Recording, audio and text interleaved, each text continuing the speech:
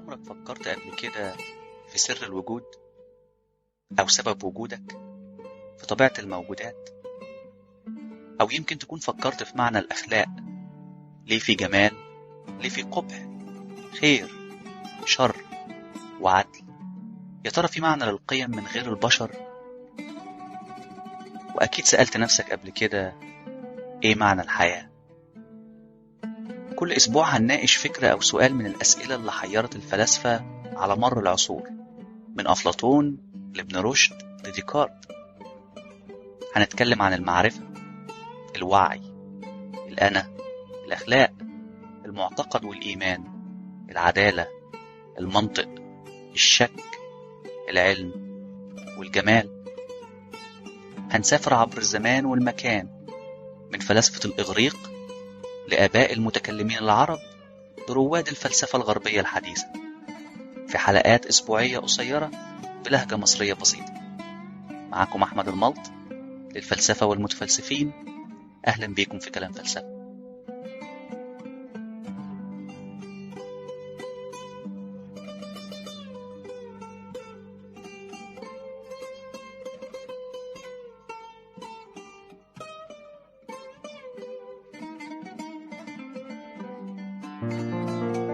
أنا بتعالج في مستشفى 57 وبحبها عشان فيها لعب وفيها تلوين. على مدار 5 سنين قدرنا نلون حياة أطفال كتير. الحمد لله بدأت أخف مش هبقى. نفسي لما أكبر بقى أبقى دكتورة أو ممرضة أشتغل هنا بصراحة. إن شاء الله دي آخر متابعة والحمد لله خلاص. بس في أطفال كتير حياتهم لسه ما تلونتش. ساعدهم عشان تكمل الصورة. مؤسسة 57-357 لعلاج سرطان الأطفال بالمجان قامت بيكم، وبإذن الله هتستمر بيكم. الحلقة 18، ما وراء الأخلاق، طبيعة الأحكام الأخلاقية، الجزء الثاني، Meta Ethics, The Nature of Moral Judgments, Part 2. تخيل إنك قائد أشهر وأكبر سفينة فضاء صنعتها البشرية لرحلة استكشاف المجرات المحيطة بمجرتنا الأم درب التبانة. أنت قائد سفينة فضاء المؤسسة، وواحدة من رحلاتكم لاستطلاع موت أحد النجوم العملاقة في المجرة دي هيحصل اتصال سلمي بينكم وبين سفينة تانية لسلالة من كائنات الفضاء اللي عايشة في المجرة دي اسمها الفيزنز، وهتبدأوا عملية تعارف وتبادل المعلومات عن الحضارات بتاعتكم. في اللقاء الأول بينك وبين قائد من الفيزنز هو وزوجته على العشاء، هتقابل معاهم واحدة تانية مختلفة تماما عنهم. لما بيتكلموا عنها ما بيقولوش هي ولا حتى هو، لكن بيقولوا عليها كوجينيتور أو جنس مساعد. هتسأل إن كان ليها اسم، هيقولوا إن الكوجينيتورز ملهمش أسماء. Trip Tucker, welcome aboard. Hello. It has no name. It's our cogenitor. Cogenitor. We're hoping to have a baby. فضولك هيدفعك انك تعرف اكتر عن البيولوجي بتاعة الفيزنز. هتكتشف انها كائنات ثلاثية الجنس مش زي البشر ثنائية. عندهم بجانب الراجل والست جنس ثالث بيسموه الجنس المساعد، وظيفته انه يكمل عملية التناسل. الجنس المساعد ده ما بيساهمش في الجينات بتاعة الجنين، لكنه بيقدم انزيمات مطلوبة في عملية التخصيب. So you're saying that this man or woman or whatever is a third sex? That's exactly what I'm saying. And it is part of the impregnation process. Precisely.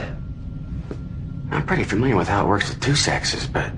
Multi-gender techniques aren't always the same. But in this case, I imagine the cogenitor provides an enzyme, which facilitates conception. Keep an open mind, Commander. You came on this mission to meet other species, no matter how many genders they may have. الكوجينيتور بيمثلوا 3% بس من سكان الفايزنز، عشان كده الواحد منهم بيستخدم أكتر من مرة مع أزواج مختلفة في عملية التخصيب. والأزواج اللي عايزة تخلف لازم يقدموا للدولة وينتظروا لحد ما يجي دورهم ويتخصص لهم كوجينيتور. I don't mean to pry, but does every family have a cogenitor? That wouldn't be very efficient. They're only needed when a couple's trying to have a child. And when they're not? The cogenitor is assigned to another couple. They make up about 3% of our population, which seems to be a perfect ratio. Nature has a way of finding the right balance. What does it do when you're not? It eats, sleeps. There's not much else for it to do. What about school? They only serve one purpose. Sending them to school would make no sense. هتشغلك الثقافة الجديدة وخصوصا فكرة الجنس المساعد، وهتبدأ تفكر في حقوق الكوجينيتورز وأسلوب معاملتهم. هتطلب تزور سفينة الفايزنز، ولما هتسأل القائد وزوجته عن الكوجينيتور بتاعهم هيستغربوا جدا. انت ليه مهتم بالموضوع ده؟ خلال بحثك هتكتشف ان الكوجينيتور ما بيتعاملوش معاملة كويسة، بياكلوا مرة واحدة في اليوم، نادر لما بيتكلموا، وبيقضوا معظم الوقت معزولين في أوضهم، ومش مسموح لهم بالتعليم أو القراية. دول حتى ملهمش أي اسم. بمساعدة عالم أحياء من طاقم سفينتك هتعملوا أبحاث طبية سرية على الكوجينيتورز، وهتكتشفوا إنها كائنات كاملة الذكاء والنضج زي بقية الفايزن، وممكن يتعلموا وينموا ويكون لهم حياة طبيعية زيهم زي أي كائن تاني. من غير علم الزوجين هتبدأ تتصل بالكوجينيتور بتاعهم، هتشجعها إنها تقرأ وتتعلم. في البداية هتكون خايفة منك. Why are you doing this? It's not right for me to read. Who told you that? You shouldn't be here. You're as capable as they are. As smart as they are. That's not true. They need me to have children. It's not a question of what they need. You have the same rights to learn, to choose how you're going to live, to have a name. That may be true on your world, but not on mine. When Kala gives birth, who's going to raise the baby? Who's going to take care of it? They will. Why? You're just as crucial in creating the child as they are. You don't understand. لكن مع الوقت الصداقة والثقة بتنمو ما بينكم، بالرغم من إن ما عندهاش أي نوع من التعليم بالمرة، إلا إنها بتتعلم بسرعة بمساعدتك. وأول حاجة هتتعلم أهميتها هي إن يكون للفرد اسم، وهتفكر هي ليه ملهاش اسم، وهتطلب منك إن اسمها يكون على اسمك. ومرور الوقت وتطور العلاقة بينكم هتبدأ الكوجينيتور تكتشف إن ليها حقوق وإن المفروض ما تتعاملش بالشكل ده. هتسأل نفسها ليه ملهاش حق تربي الطفل اللي بيتولد مع الزوجين؟ ما هي كمان بتشارك في عملية التناسل. ليه مش من حقها إنها تقرأ، تخرج وتستكشف العالم اللي حواليها؟ لكن اللحظة الفارقة في وجودها لما تكتشف إن حياتها في المجتمع ده أصبحت مستحيلة ومش هتشبع تطلعاتها ورغباتها الجديدة. هتهرب من سفينتها وتجيلك طلب حق اللجوء السياسي. لما هيكتشف الزوجين اختفاء الكوجينيتور بتاعتهم وهروبها لسفينة البشر، هيشتكوا لقائد الفايزن اللي هيطلب اجتماع مع القائد العام لسفينة البشر. القائد العام هيسألك عن صحة الكلام اللي وصل له. ساعتها مش هتقدر تنفي. هيقولك انت فقدت عقلك. هتقول انا علمتها القراية،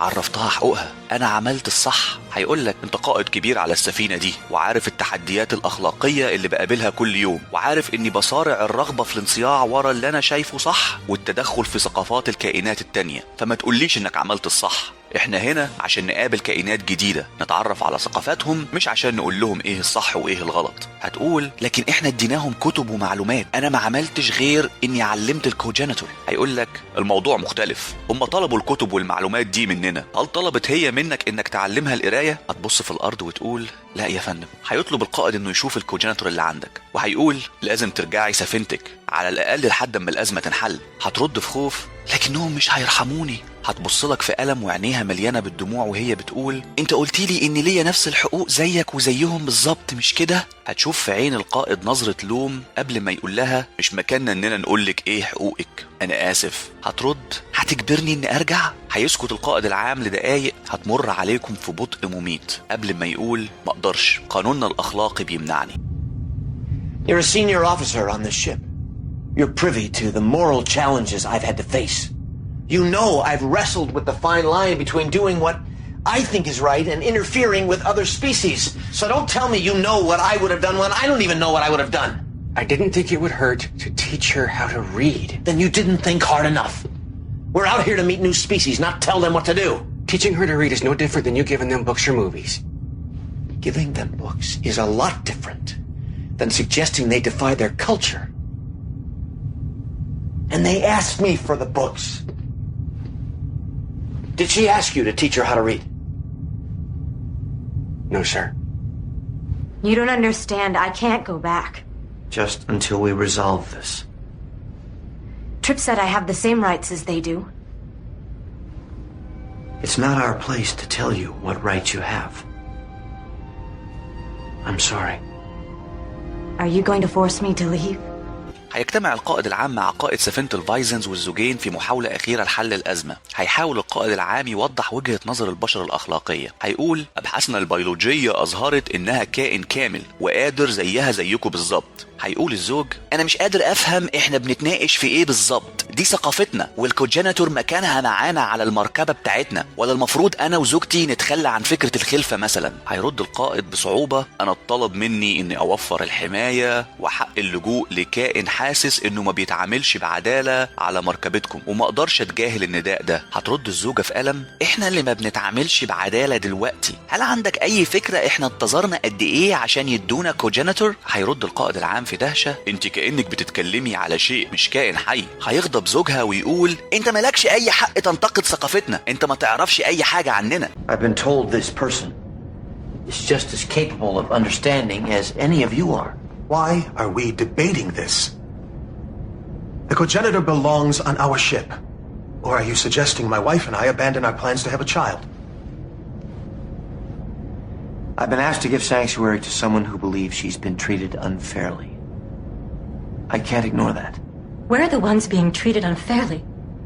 Do you know how long we've waited to be given a cogenitor? Given? You sound like you're talking about some inanimate object. You have no right to judge us. You know nothing about our culture. هينتهي الاجتماع في أجواء مشحونة بالغضب والتوتر، والقائد العام هيضطر يرجع الكوجينيتور لسفينتها تجنبا لحرب كونية بين الحضارات.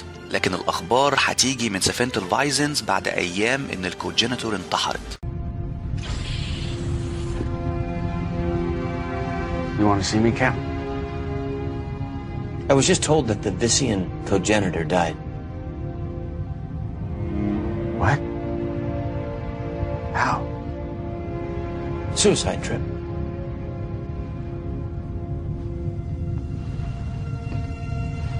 She killed herself. That can't be. Why?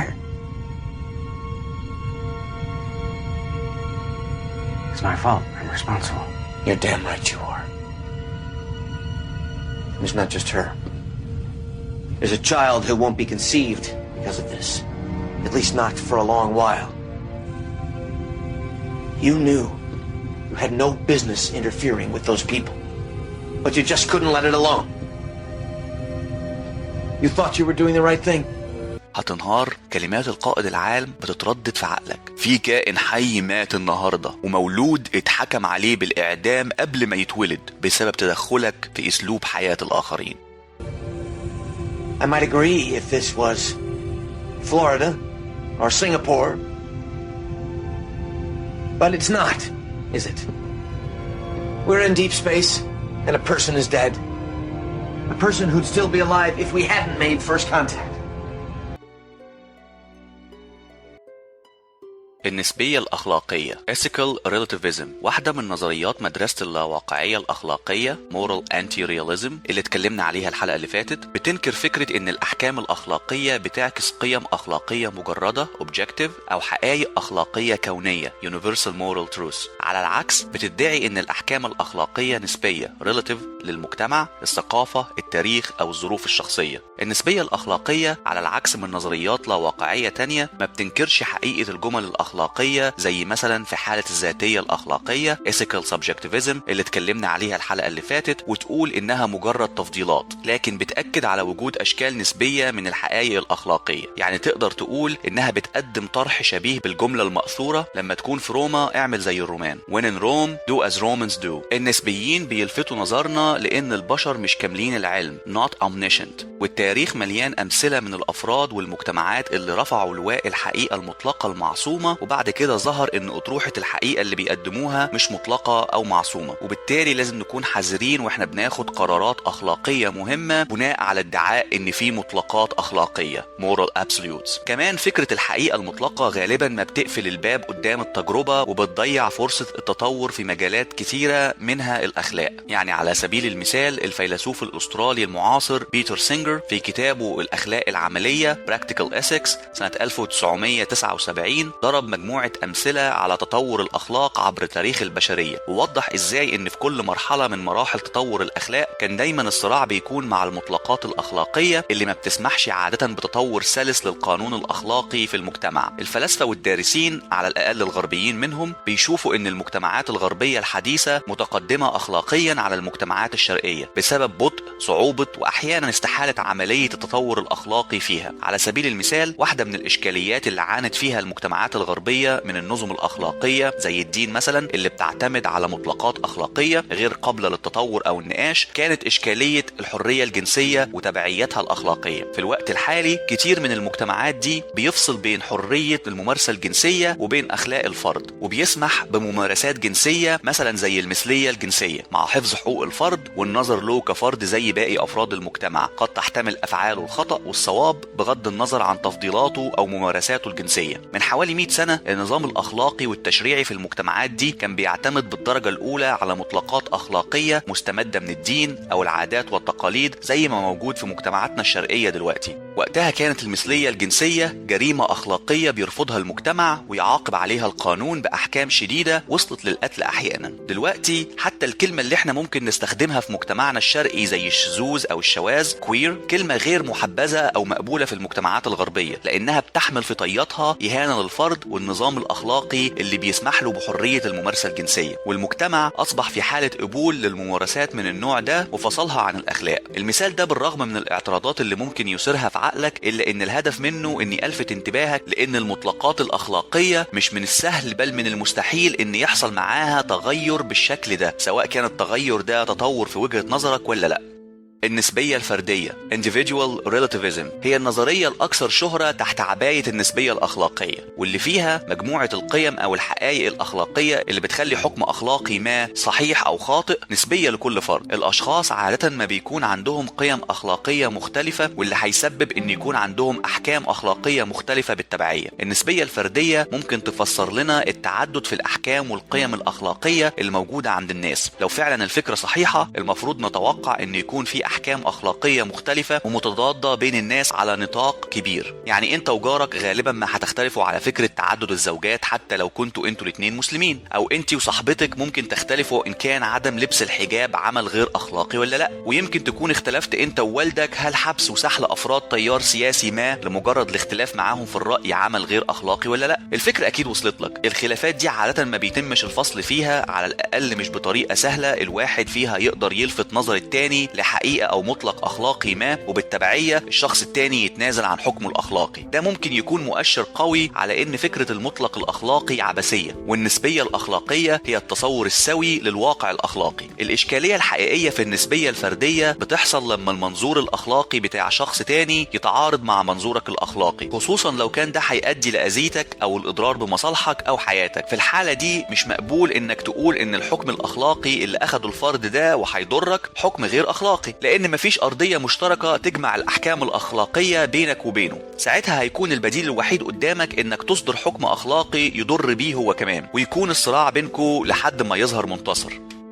النسبية الثقافية Cultural Relativism تطوير بسيط ممكن نضيفه لفكرة النسبية الفردية، فيها مجموعة من القيم الأخلاقية بتكون مشتركة بين مجموعة من البشر بيشتركوا في ثقافة، مجتمع أو دولة واحدة، وبالشكل ده ممكن نكون حلينا مشكلة الأرضية المشتركة اللي قابلتنا في النسبية الفردية. صنعنا إطار نقدر نوحد فيه القيم الأخلاقية اللي ممكن يرجع لها الأفراد قبل صنع أحكامهم الأخلاقية. على نفس نهج النسبية الفردية الدافع ورا فكرة النسبية الثقافية هو ملاحظة إن المجتمعات والثقافات مختلفة فيما بينها في القيم والأحكام الأخلاقية. على سبيل المثال في بعض الثقافات الشرق آسيوية عادة حرق جثة المتوفي cremation هو التقليد الاجتماعي والأخلاقي، بمعنى دفن الميت في المجتمعات دي بيعتبر عمل غير أخلاقي. أو مثلا لو أخذت الطوارق أو أحيانا بيطلق عليهم الرجال الزرق، وهم عبارة عن مجموعة من الرحالة والقبائل اللي بتعيش في الصحراء الكبرى في شمال أفريقيا. عند الطوارق على العكس من كتير من شعوب شمال أفريقيا الستات ما بتغطيش وشها، لكن الرجالة بتغطي بقها بالثام، لأن إظهار الراجل لبقه قدام الناس عمل غير أخلاقي. الإشكالية اللي بتقابل النسبية الثقافية هي نفس الإشكالية اللي بتقابل النسبية الفردية، لكن على مستوى أوسع، مستوى الثقافات والمجتمعات. لأن لو كل مجتمع له قواعد أخلاقية بتحكم تصرفات أفراده، ساعتها لازم نقبل القيم والأحكام الأخلاقية بتاعة الثقافات التانية دي أيا كانت، حتى لو كنا مختلفين معاها أو شايفينها غريبة أو حتى غير أخلاقية تبعا لقيمنا، طالما إنها ما بتطبقش في مجتمعنا. يعني على سبيل المثال في العصور الوسطى في اليابان كان من المقبول أخلاقيا إن مقاتل الساموراي لما يجيب سيف جديد يطلع على الطريق ويشق أول شخص يقابله نصين عشان يجرب السيف الجديد. الممارسة دي اسمها توسوجاري. الفكرة مرعبة وغريبة، لكن لو كنت من أنصار فكرة النسبية الثقافية مش هيكون عندك مشكلة طالما ده ما بيحصلش في مجتمعك. مثال تاني، لو أخدت عادة الإجهاض الانتقائي بناء على نوع الجنين Sex Selective Abortion اللي كانت موجودة في ثقافات كتير عبر التاريخ زي الهند، الصين أو شبه الجزيرة العربية، واتعرفت بوأد البنات قبل ظهور الإسلام.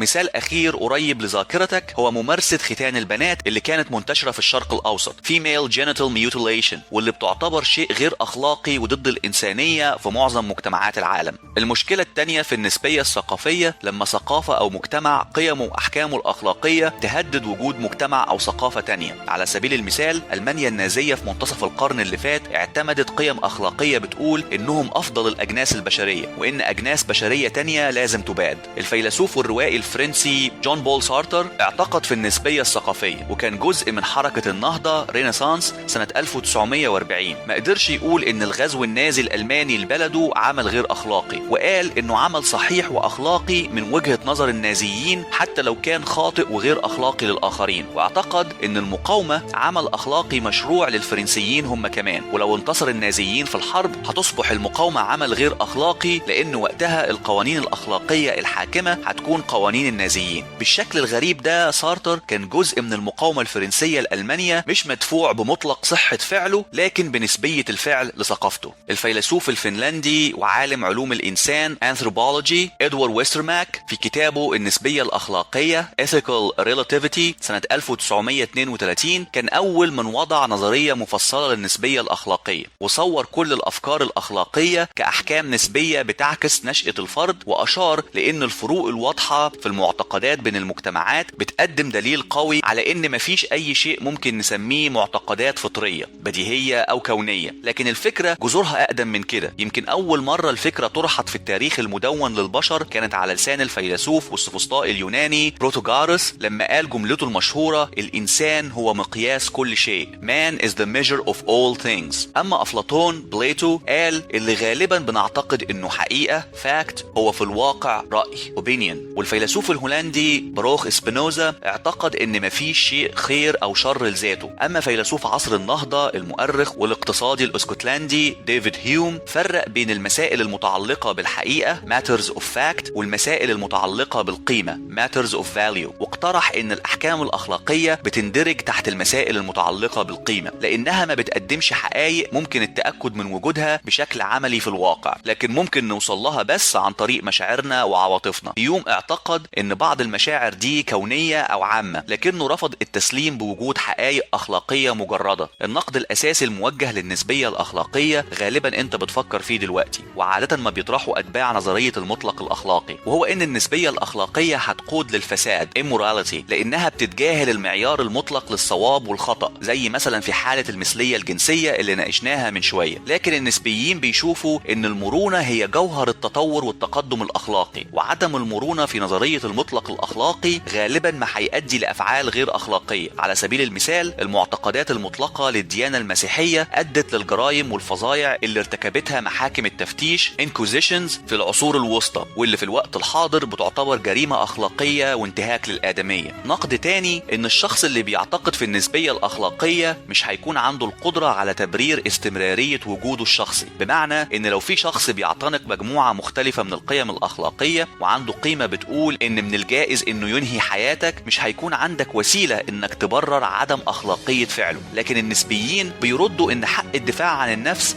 هيصبح حقيقة اخلاقية بالنسبة لك، وهيبرر فعلك الاخلاقي بالدفاع عن نفسك. بالظبط زي ما المهاجم عنده حقيقة اخلاقية، هيكون انت كمان عندك حقيقة اخلاقية نسبية بتبرر لك الدفاع عن نفسك. نفس النقد ممكن يطبق على المجتمعات، يعني لو مجتمع أو ثقافة بتمارس تصرفات تبدو غير أخلاقية من منظورنا، مش هيكون من حقنا نتدخل في المجتمع ده لتغيير الواقع الأخلاقي، طالما إن مفيش مطلق أخلاقي وكل شيء نسبي. يعني مثلا تخيل لو في مجتمعات ما زالت بتقبل وتنشر فكرة العبودية، هل ساعتها هيكون من حقنا نتدخل؟ وتحت أي مسمى ممكن نتدخل؟ وليه بنفتكر إن معتقداتنا الأخلاقية أفضل من معتقداتهم إذا كان كل شيء نسبي في نهاية الأمر؟ نقد تاني إن النسبية الأخلاقية مش نظرية أخلاقية إيجابية على الإطلاق، لأنها ما بتقدمش تنظيمات أو قوانين، بمعنى تاني ما بتقولناش إيه الواجب ought to be، لكن كل اللي بتعمله إنها مجرد وصف القوانين المجتمع، العادات أو التفضيلات الشخصية. أما النقد الأخير هو إن في تناقض منطقي logical contradiction بيخلي النظرية مستحيلة، لأننا لو قلنا إن كل شيء نسبي وإن مفيش أي شيء مطلق، ده في حد ذاته شيء واحد مطلق وهو عدم وجود المطلق.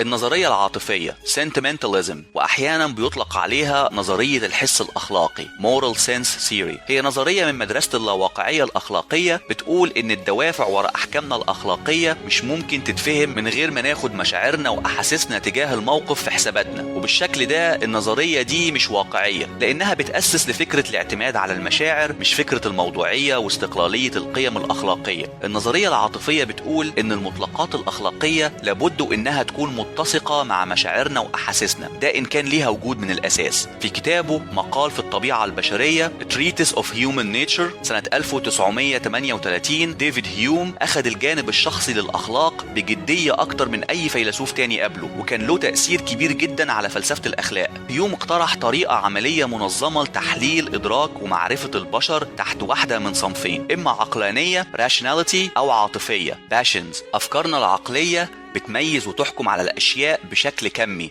quantitatively وما بتحمسناش تجاه موقف معين، أما عواطفنا على الجانب التاني نوعية qualitative، بتحمسنا وتدفعنا تجاه موقف أو فعل معين. وبما إن الأخلاق بتحمسنا وتدفعنا إننا ناخد مواقف أو أفعال معينة، إذن الأخلاق مرتبطة بالعواطف. بالمنطق ده هيوم اعتقد إن عواطفنا مش المنطق هي اللي بتخلينا نقول إن حكم أخلاقي ما صح أو غلط. بما إن العقلانية rationality هي اكتشاف الحقيقة من الخطأ، وبما ان العقلانية مش جزء من صناعة القرار الأخلاقي، إذن القرارات دي ما بتحملش في طيها صواب أو خطأ. الفكرة البسيطة دي أسست للنظرية العاطفية وفرع كامل في فلسفة ما وراء الأخلاق. النظرية العاطفية يبدو إنها ما بتستدعيش أي حقائق أخلاقية في تفسير أحكامنا الأخلاقية، لكنها في نفس الوقت مش متضاربة مع فكرة الحقائق الأخلاقية، لأنها بتقول إن الحقائق الأخلاقية متجذرة في مشاعرنا، ومدى الحقائق دي بتحدده مشاعرنا، وبالتالي ما نقدرش نقول ان الحقائق الاخلاقيه موضوعيه مستقله. فكره هيوم كانت ان الحقائق موجوده جوانا مش في العالم الخارجي، ولما بنصدر حكم اخلاقي بنعكس الحقائق الاخلاقيه اللي جوانا دي في العالم المحيط بينا. وعشان كده حتى لو كانت الاحكام الاخلاقيه يبدو وكانها بتعبر عن حقائق اخلاقيه موضوعيه مستقله في العالم الخارجي، ده لانها بتمثل حقائق عن الطريقه اللي بنشعر بيها تجاه الواقع، او بتعبير ديفيد هيوم احنا بنطلي العالم بمشاعرنا تجاه الواقع المحيط كما لو كانت بتمثل حقيقة من الواقع. وده السبب ان احكامنا الاخلاقية بتبدو لينا وكأنها بتقر حقائق في العالم، زي بالظبط البروجيكتور في قاعة عرض السينما بيعرض صور في الواقع بتمثل حقائق كما لو كانت جزء من الواقع، لكنها مش في الواقع ده فعلا ومجرد انعكاس لافكار فريق عمل الفيلم المسجل على البروجيكتور. الفيلسوف الامريكي المعاصر جاستن دارمز والفيلسوف الامريكي المعاصر دانيال جاكوبسون في ورقة بحثية مشتركة قدموها سنة 2000 بعنوان المشاعر والقيمة Sentiment and Value، جادلوا ان النظرية العاطفية بتقول ان اي حكم اخلاقي صحيح طالما كانت المشاعر اللي وراه مناسبة fitting، وده لان الاخلاق من وجهة النظر دي متركزة في الانسان human centric مش موضوعية مستقلة في الواقع. لكن السؤال اللي غالبا بيدور في عقلك دلوقتي،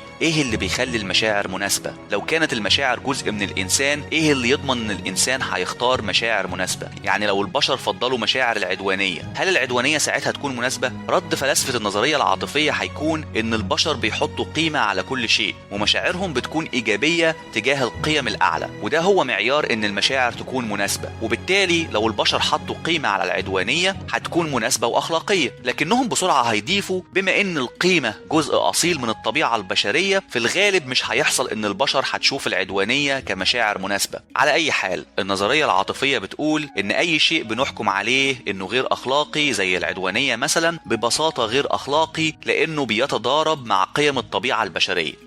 العدمية الأخلاقية moral nihilism واحدة من نظريات مدرسة اللاواقعية الأخلاقية بتشوف إن مفيش أي شيء أخلاقي أو غير أخلاقي في جوهره intrinsically. لو فاكر من حلقة القيمة الجوهرية اتكلمنا عن المدرسة العدمية اللي بتنكر من الأساس وجود أي شيء له قيمة. في فلسفة ما وراء الأخلاق العدمية الأخلاقية ما بتنكرش وجود الأخلاق نفسها، لكنها بتنكر وجود الحقائق الأخلاقية زيها زي باقي نظريات ما وراء الأخلاق بتركز على طبيعة الأخلاق نفسها مش على الممارسات الأخلاقية. لكن عشان يفسروا طبيعة الأحكام الأخلاقية من غير وجود حقائق أخلاقية، فلسفة العدمية الأخلاقية هيستخدموا واحدة من طريقتين، نظرية الخطأ error theory. وفي النظرية دي فلسفة العدمية الأخلاقية بيقولوا زي ما اتكلمنا قبل كده إن لو الحقائق الأخلاقية ليها فعلا وجود في الواقع هتكون نوع مختلف وغريب من الحقائق. زي ما ديفيد هيوم قال الحقائق عبارة عن أشياء مجردة objective اللي ممكن تستوعب بشكل كامل عن طريق المنطق ومش ممكن إنها تكون دوافع عندنا. لكن على الجانب الثاني الأحكام الأخلاقية بتتم عن طريق إعمال المشاعر. ومن هنا فلسفة نظرية الخطأ بيقولوا إن لو فعلا الحقائق الأخلاقية ليها وجود لابد إن يكون ليها قوة دافعة ذاتية جوهرية عشان تحمسنا أو تدفعنا إننا نصدر أحكام أخلاقية بناء عليها. وبما إن مفيش أي نوع من الحقائق في الواقع الملاحظ ينطبق عليها الوصف ده، إذن لابد إن الحقائق الأخلاقية ملهاش وجود. الفيلسوف الأسترالي جون ليزلي ماكي في كتابه الأخلاق اختراع الصواب والخطأ Ethics Inventing Right and Wrong سنة 1977 قدم أشهر جدلية استقرائية نظرية الخطأ عرفتها. منطق الجدلية كالآتي: 1. لو الأحكام الأخلاقية صحيحة لابد إنها تكون مبنية على حقائق أخلاقية صحيحة. 2. إذن الحقائق الأخلاقية لابد إن ليها وجود. 3. لو الحقائق الأخلاقية ليها وجود لابد إنها تكون مختلفة عن أي نوع تاني من الحقائق، أي إن ليها قوة دافعة أو محمسة. 4. لكن مفيش أي نوع من الحقائق في الواقع بالشكل ده. 5. إذن الحقائق الأخلاقية ملهاش وجود والأحكام الأخلاقية كلها خاطئة. أيوة، الأحكام الأخلاقية كلها خاطئة. أنت سمعت الاستنتاج صح. النتيجة اللي بتوصل لها نظرية الخطأ إن الأحكام الأخلاقية كلها خاطئة، وإن فكرة الأخلاق في أصلها فكرة خاطئة، وبالتالي مفيش شيء اسمه معرفة أخلاقية moral knowledge، لأن المعرفة بتتطلب حقيقة، وبما إن مفيش حقائق أخلاقية إذن مفيش معرفة أخلاقية. الطريقة التانية لتفسير طبيعة الأحكام الأخلاقية من غير استخدام الحقائق الأخلاقية اسمها التعبيرية expressivism. زيها زي نظرية الخطأ بتنكر وجود الحقائق الأخلاقية، لكنها بتنكر إن الأحكام الأخلاقية بتتضمن أي نوع من الحقائق بالمرة. فبدل ما تكون الأحكام دي بتقر بحقيقة ما، بتقر بإزاي بنحس أو بنشعر. خلي بالك ما تخلطش بين التعبيرية والنظرية العاطفية، لأن النظرية العاطفية بتقر إن الحقائق الأخلاقية موجودة كجزء من مشاعرنا، لكن التعبيرية بتقول إن الأحكام الأخلاقية مجرد تعبير عن شعور معين عندنا، وده يفسر لك اسم النظرية. بمعنى تاني أحكامنا الأخلاقية مجرد تعبير عن مشاعرنا، زيها زي تعبيراتنا لما بنكون مبسوطين أو زعلانين. يعني مثلا لما بنقول الإبادة الجماعية عمل غير أخلاقي كأننا بنقول الإبادة الجماعية مش حلوة، أو لما بنقول التكافل الاجتماعي عمل أخلاقي كأننا بنقول التكافل الاجتماعي حلو. ببساطة الجمل دي لا صح ولا خطأ، لأنها جمل تعبيرية، وبالتالي نقدر نفسر إزاي الأحكام الأخلاقية ممكن يكون ليها وجود من غير الحقائق الأخلاقية. والجمل الأخلاقية دي لا هي صح ولا خطأ. التعبيرية بتبني فوق فكرة ديفيد هيوم إن الأحكام الأخلاقية بتظهر جانب عاطفي، وبتقول إن أحكامنا الأخلاقية مجرد تعبير عن عواطفنا. لكن عكس النظرية العاطفية مش محتاجة فكرة البروجيكتور أو انعكاس المشاعر في الواقع عشان تفسر وجود الأحكام الأخلاقية. التحدي اللي بيقابل النظرية التعبيرية هو إنها تقدر تقدم تفسير مقبول وجايز لإزاي اللغة الأخلاقية اللي بنستخدمها مجرد تعبير عن مشاعرنا، لكن في نفس الوقت تبدو وكأنها بتقر بحقائق معينة. وليه يبدو لينا لما بنصدر حكم أخلاقي إنه أكتر من مجرد تعبير عن المشاعر؟ ويمكن واحد من أقوى الأسباب اللي بترشح فكرة إن في حقائق أخلاقية هو وجود المنطق الأخلاقي moral reasoning. اللي بيستخدم جدليات منطقية استقرائية، والجدليات بتستخدم فرضيات بريمسز، والفرضيات جمل بتحتمل الصواب أو الخطأ، وإلا الجدلية اللي بتحتويهم مش هتكون لا صح ولا خطأ. واحد من تطبيقات المنطق الأخلاقي لما بنطبق مبدأ أخلاقي في موقف معين، يعني على سبيل المثال الجدلية المنطقية اللي بيستخدمها أنصار فكرة إن الإجهاض عمل غير أخلاقي اللي أشرنا ليها في الحلقة اللي فاتت، بتقول إن قتل البشر خطأ، الإجهاض قتل البشر، إذن الإجهاض خطأ. ممكن واحد من فرضيات الجدلية دي يكون خطأ، لكن الجدلية نفسها متسقة وسليمة. عشان تبطل الجدلية دي محتاج إنك تبطل واحد من فرضيات الجدلية. التعبيرية بتواجه تحدي تفسير إزاي مفيش حقائق أخلاقية بالرغم من وجود منطق أخلاقي لفلسفة الواقعية الأخلاقية، وفي نفس الوقت تفسر لفلسفة نظرية الخطأ إزاي ممكن يدعوا إن الأحكام الأخلاقية لا صح ولا خطأ. التحدي الأصعب قدام كل النظريات اللي اتكلمنا عليها هو إن غالب البشر عندها خلافات أخلاقية عميقة، سواء كانوا بيؤمنوا بوجود حقائق أخلاقية أو لا، واختلافهم في بعض الأحيان بيولد عنف غير مبرر ممكن يوصل لحد القتل. القصة اللي بدأنا بيها مقتبسة من حلقة بعنوان كوجينيتور من مسلسل الخيال العلمي الرائع ستار تريك المؤسسة ستار تريك انتربرايز، اللي شكل خيال ووجدان الملايين حوالين العالم طوال 50 سنة اللي فاتت. في القصة دي حاولت أقدم لك الإشكالية اللي بتقابل فلسفة النسبية الأخلاقية بشكل عام والنسبية الثقافية بشكل خاص، والسؤال اللي دايما بيطرح نفسه: لو فعلا الأخلاق نسبية للفرد أو المجتمع، هل من حقنا التدخل في عادات وتقاليد الأفراد والمجتمعات لو اختلفت معايير أخلاقهم عننا؟ ودلوقتي فكر في القرارات والأحكام الأخلاقية اللي أخدتها خلال حياتك. فكر في التناقضات اللي بينك وبين الآخرين وقت صنع القرارات الأخلاقية. يا ترى ليه قراراتك الأخلاقية هي الأصح؟ ده إن كانت طبيعة الأحكام الأخلاقية بتحتمل الصواب والخطأ من الأساس، لكن لو ما كانتش طبيعة الأحكام الأخلاقية بتحمل حقيقة ما في محتواها، إزاي ممكن نحل خلافاتنا الأخلاقية؟ ولو مفيش مطلق أخلاقي نرجع له أنا وإنت لما نختلف في أحكامنا الأخلاقية، يا ترى حال الثقافات، المجتمعات والدول هيكون إيه؟ فكر تاني.